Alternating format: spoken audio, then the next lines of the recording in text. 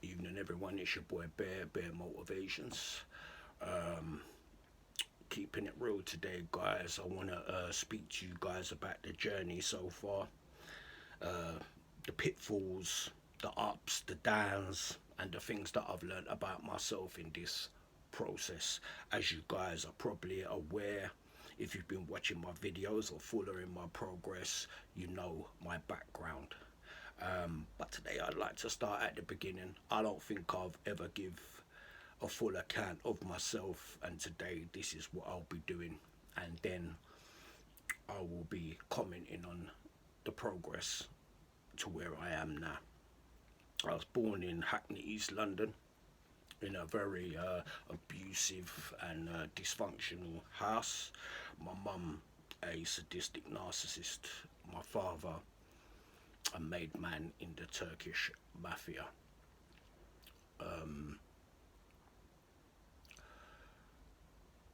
the neglect, abuse, and dysfunction of the family unit led me to, by the age of 11 years old, I was already getting trouble with the police for stealing, shoplifting, and such minor activities as that. Um, by the time I'd reached into my teens, I'd moved on to street robberies, burglaries, and this sort of thing. By my 20s, mid 20s, I was selling drugs and knee deep in that street life. I didn't really know any different because I've been knocking around the streets from, like I said, 10, 11 years old. There wasn't really much for me to be at home for, and there was no love there. And I got my love from the streets. It sounds like a cliche, but these people became my family. These people became the go to because, regardless of looking back now, who these people were and what they made me, I ate, I dressed nice, I had things, I had money in my pocket, okay, and all of these things I was not getting at home, okay. So, like I said, by my mid 20s, I was selling drugs, and that was basically my main uh, income, selling drugs. Although I'd always had a job. Um, we were trained up from day one because I hung around with people much older than me. They were already established. And one thing I would say, man, it's not like how it is today. These guys grooming up these young boys to do the dirt and put in the work for them. We done dirt with the guys. The guys that brought me up, we went and done dirt with them. They didn't send me out there to do this, that, and the other while they sat back and I brung them the money. It was a different time then. The guys that I grew up with, we all done dirt together, and all shared the money, profits, and etc. So in that street life, in my 20s, late 20s, I became addicted to crack cocaine. Having it around you all the time, and starting off with just a little touch, smoking it in a roll up. That quickly moved on to the pipe, and then for the next 3 or 4 years, I was heavily addicted to crack cocaine.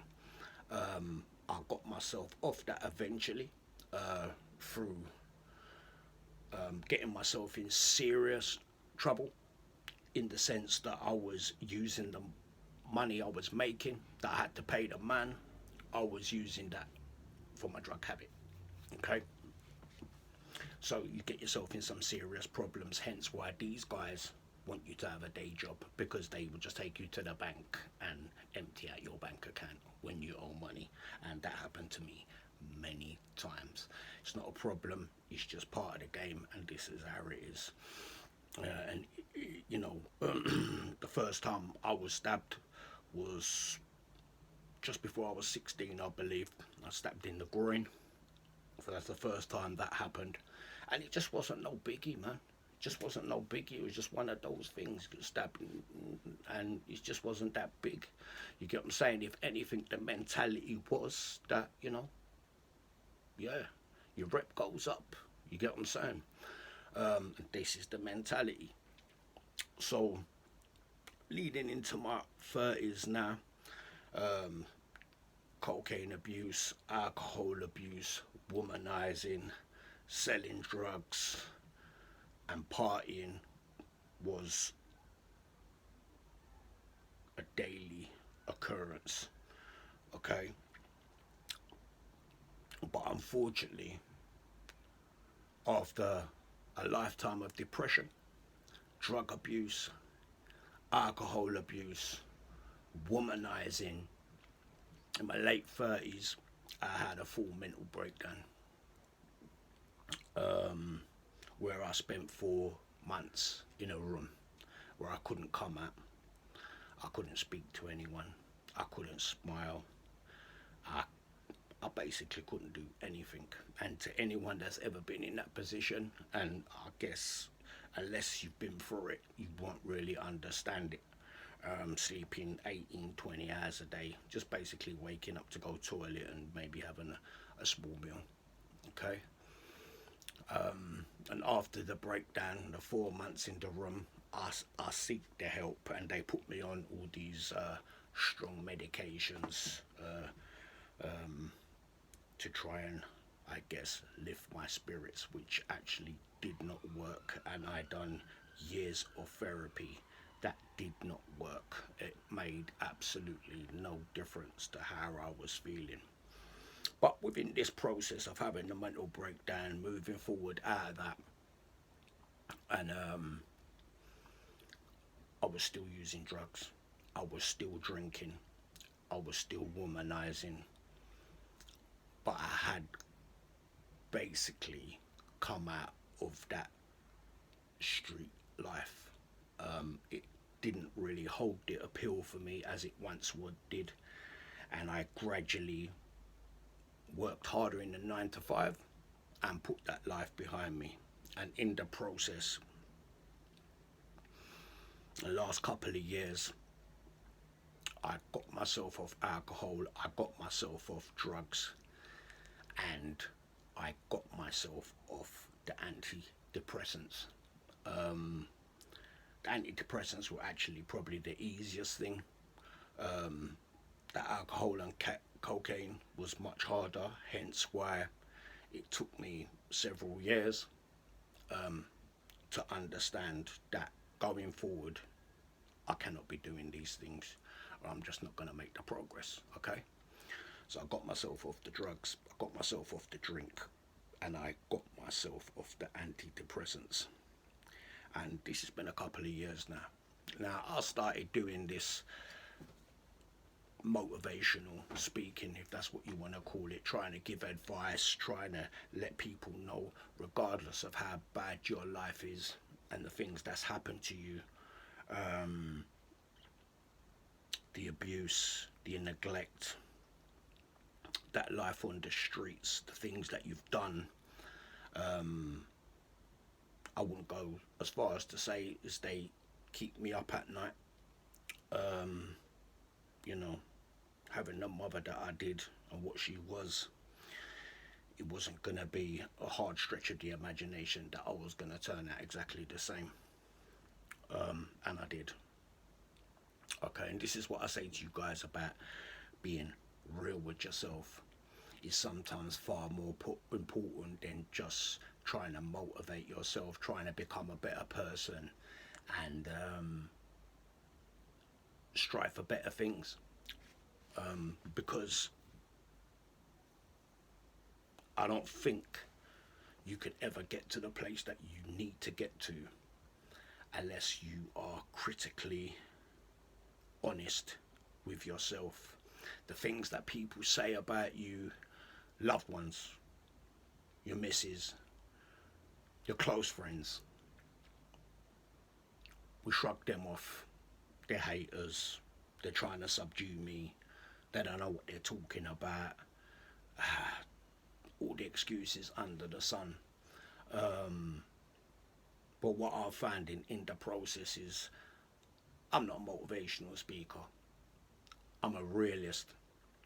And if you listen to most of these people that are motivational speakers, and this is just in my experience over the years and years of listening to this stuff and getting myself into the place that I am now, you can have all the discipline and motivation that you want. But if you're not real with yourself, and what I find in the process is trying to subdue who I am, trying to make myself and be someone that perhaps I'm not or never will be. Okay? And accepting that has been extremely hard. Because regardless of who you'd like to be, you can only work within the paradigms of who you actually are. Okay? I felt like I'd subdued my personality and the person that I was to such a great extent it was actually making me unhappy. You know, you listen to these motivational guys and they're like, oh, you've got to be pushing to the limit. You know, what have you read today? What have you done today? You know, you've got to start a side hustle. You've got to start a new business. You've got to do this. You've got to read 20 books. You've got to be moving forward all the time. And I believe that this puts an unnecessary pressure on yourself. Well, it did me, okay? Because, you know, I'm reading 2-3 books a week, you know, religious studies, everything I can to basically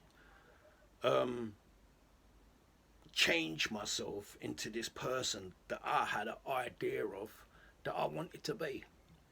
But unfortunately, within that process, I've come to the realization that your personality and the person that you are is the person that you're always going to be. However, what I'm saying to you is I was a nasty piece of work. I was a shit person, okay? I wasn't a person to be trusted. I was not a nice person, okay? And this is for the haters that spend their time behind their computers, at their phones, bad mouthing me, saying all this stuff. You know, I never professed to be a nice person. So knock yourself out. I keep on saying it. Knock yourself out. Keep on going. All I would say is this. You prove yourself what you are. You're a bitch. Yeah? Because you're hiding behind your phone. You're hiding behind your computer. You spare fake accounts. Yeah? Because you know what would happen. Okay? So, what I would say to you is this. Be real with yourself, man. Own up to who you are. Okay? And be proud of it. Okay? There'll be things about us that ain't fucking great, man. Do you understand? There'll be parts of our personality that ain't great. But once you accept who you are, understand who you are, you can work within that context. Okay? It's about being real with yourself. Okay? Who am I? What am I? And what do I want?